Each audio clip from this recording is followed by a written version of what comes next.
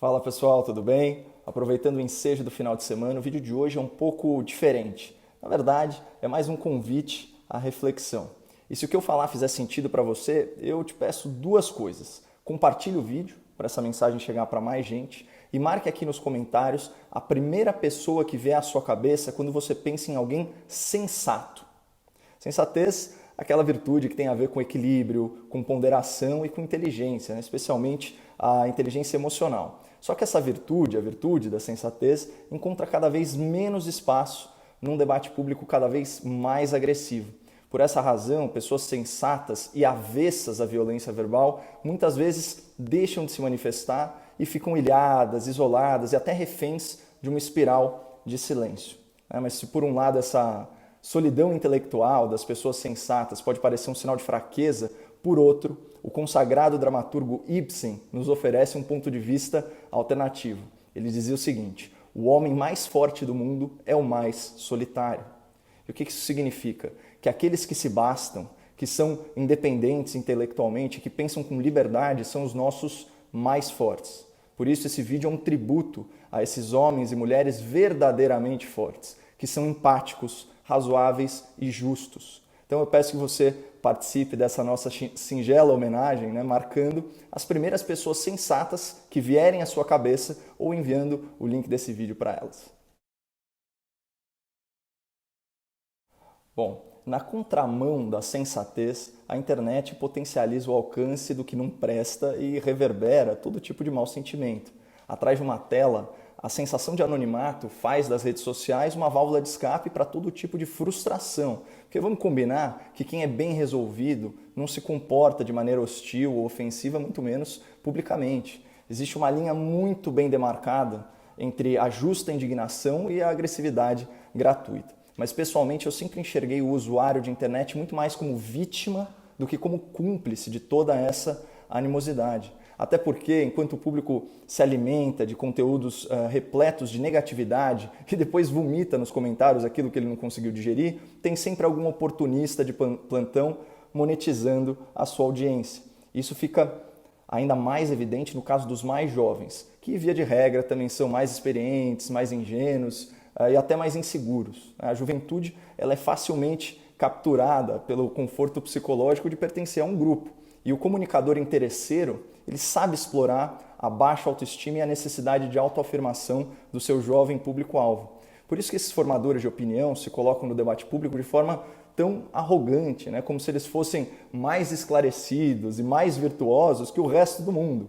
Parece que só eles percebem quão maligno é o inimigo. Aparentemente, só eles compreendem o que está em jogo.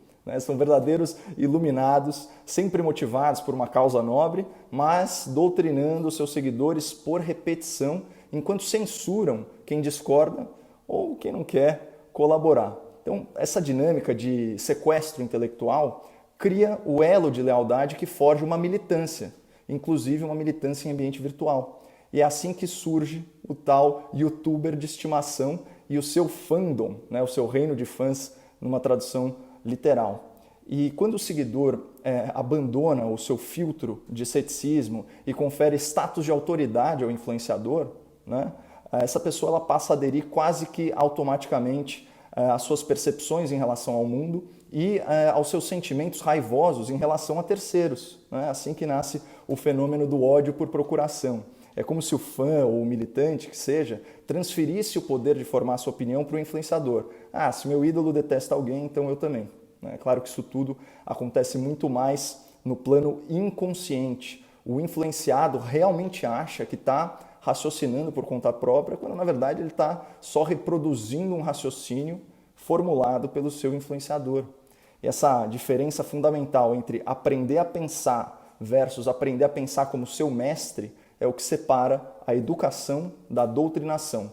Só que no caso do youtuber de estimação, a idolatria transcende o apelo à autoridade. A militância, especialmente a garotada, enxerga no influenciador a figura de um amigo. Mas qualquer que seja a sua definição de amizade, o influenciador não é seu amigo, você mal conhece o cara e ele ganha dinheiro às suas custas, seja monetizando a sua audiência ou seja comercializando produtos online, o que não tem problema nenhum, mas não configura uma relação de amizade verdadeira. Então, feitas essas considerações preliminares sobre sensatez e sobre idolatria, vamos chamar assim, a gente já pode enfrentar o tema central desse vídeo. Quem é o gado e quem é o burro? Mas antes, especialmente para quem é jovem ou tem filhos jovens, eu deixo uma citação do Henry Thoreau, né, que é o livre pensador que formulou aquele conceito de desobediência civil.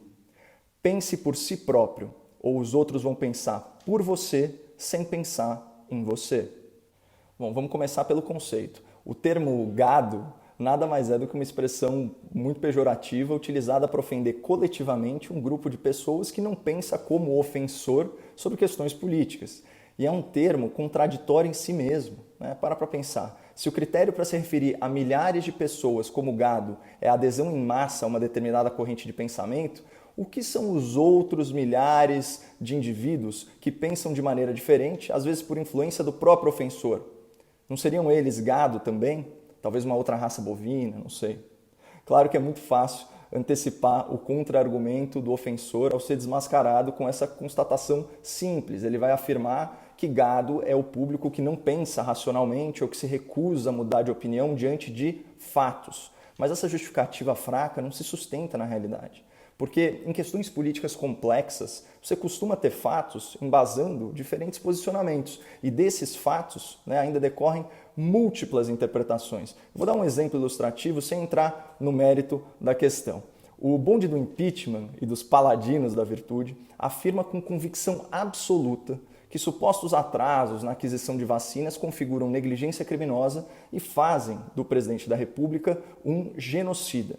Já outras pessoas, ao comparar o Brasil com o resto do mundo, enxergam o nosso país como líder em vacinação, porque nós sempre estivemos aí entre as nações que mais aplicaram doses contra a Covid-19. Hoje a gente está em quarto lugar, por essa métrica. Então, essa é uma interpretação da realidade embasada em fatos e dados oficiais. Mas ainda assim, o bonde do impeachment e seus youtubers de estimação se referem às pessoas que pensam dessa forma como gado.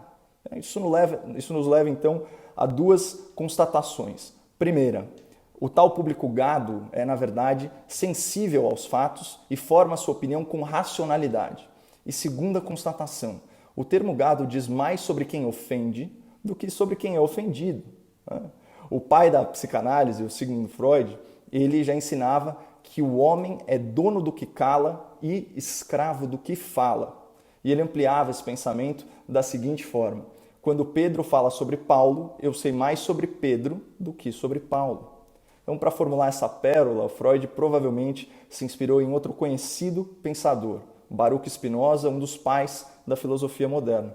Eu vou deixar aqui para vocês a versão dele desse ensinamento. Bom, se a psicanálise e a filosofia nos indicam que a ofensa diz mais sobre o ofensor do que sobre o ofendido, vamos analisar mais detidamente a figura do influenciador que chama os seus opositores de gado, uma linguagem agressiva, preconceituosa e contraditória em si mesma, como nós já analisamos aqui. Pela minha observação, o formador de opinião que se refere a determinado público como gado, ele costuma ter duas características. A primeira delas é mentalidade revolucionária. Muitas vezes o camarada até se enxerga como um conservador ou como um liberal, mas na verdade a essência dele é revolucionária. O cara quer tudo do jeito dele e no tempo dele. E como a roda da vida não gira dessa forma, essa pessoa se revolta, se enche de rancor e passa a adotar posturas cada vez mais radicais, o exato oposto daquela sensatez sobre a qual nós já discorremos. Eu vou ficar em um exemplo de radicalismo político, elencando alguns fatos. O atual governo cortou dezenas de milhares de cargos nas estatais, tornou a gestão dessas empresas públicas mais profissional, mais transparente e bem mais lucrativa.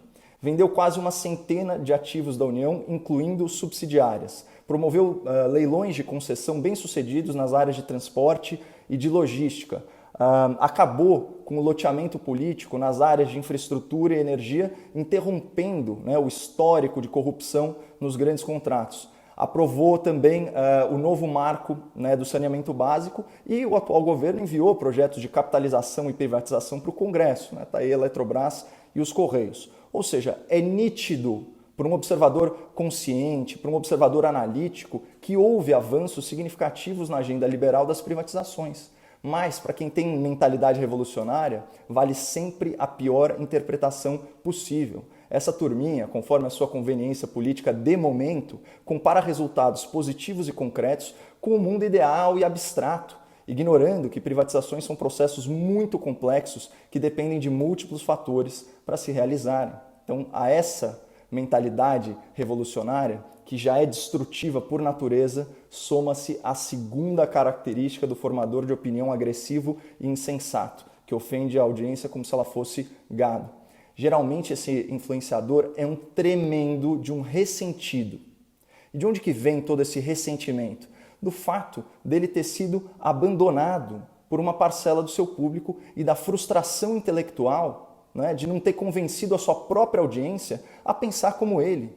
Tanto que esses influenciadores amargurados, eles têm que se autoafirmar o tempo todo no sentido contrário. Ah, eu não ligo para dislike, eu não quero gado na minha página, sai daqui, boi, e por aí vai, tem vários exemplos.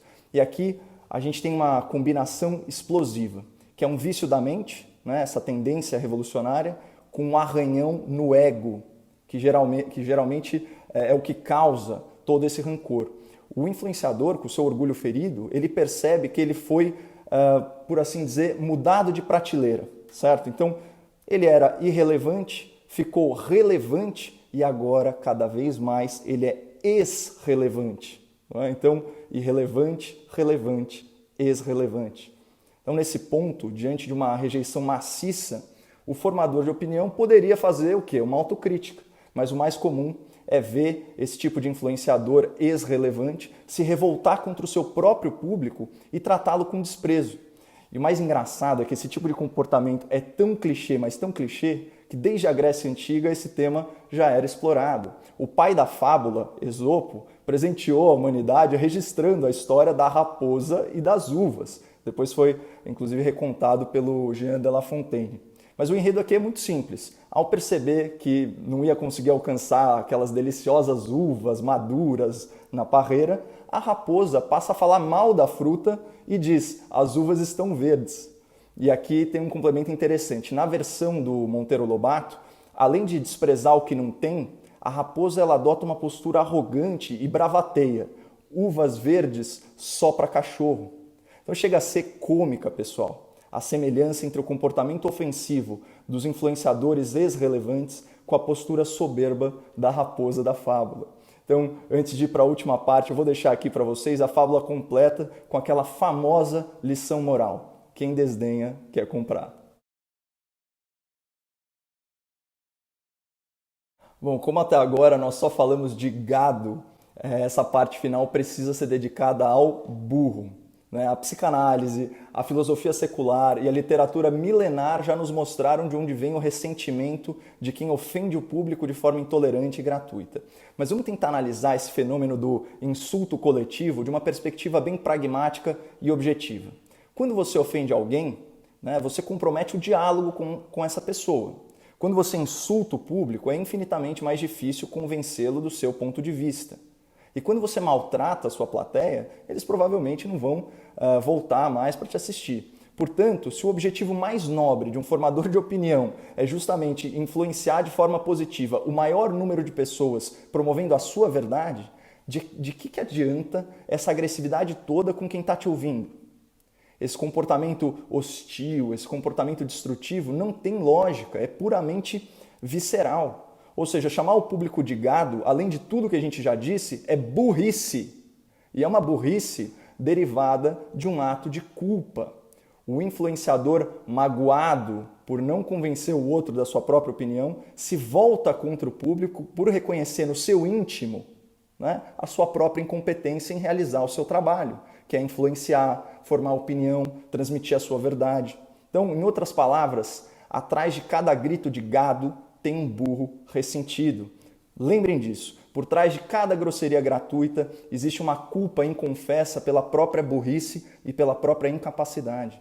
A agressividade do influenciador é só uma consequência da sua frustração ao tentar persuadir e falhar. E aí, no impulso emocional, ele se volta contra o seu ex-público, exatamente como a raposa que despreza as uvas.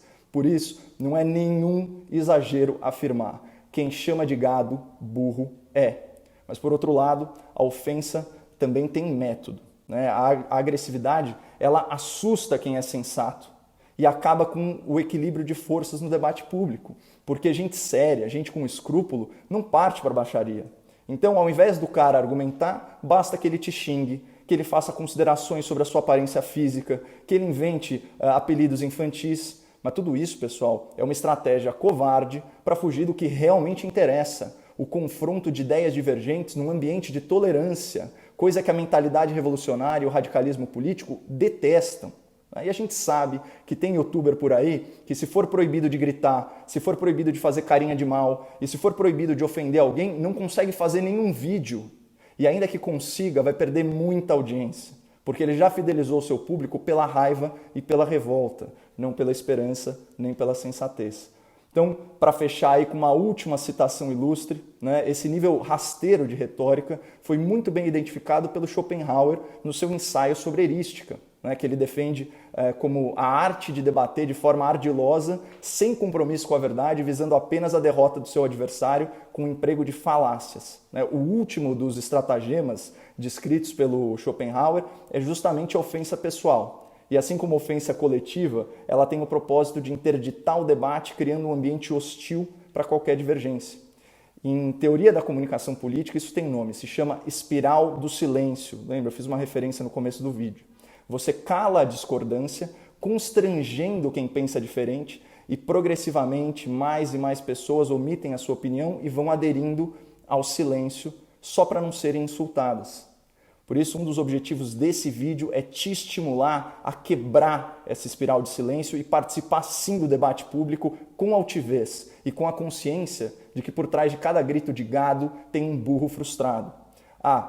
Só antes de eu me despedir, olha só o que diz o Schopenhauer nas suas primeiras linhas sobre o estratagema da ofensa pessoal. Bom, pessoal, espero que vocês tenham gostado desse conteúdo um pouco diferente e eu já agradeço quem puder compartilhar o vídeo e marcar uma pessoa sensata aqui nos comentários. Aliás, apesar de eu não me manifestar nas minhas postagens, né, curtindo ou respondendo, eu leio centenas e centenas de comentários. E não porque eu seja guiado pela opinião alheia, não é nada disso, mas é porque eu tenho o mínimo de humildade intelectual para saber que eu não sou o dono da verdade e por isso eu tenho que manter a cabeça aberta para críticas e sugestões. E uma última coisa, né? Aqui nos meus vídeos eu pratico a educação que eu aprendi em casa com os meus pais. Então você que está me assistindo, você nunca será ofendido por mim, independentemente de concordar comigo ou não. Então, um abraço e fiquem com Deus.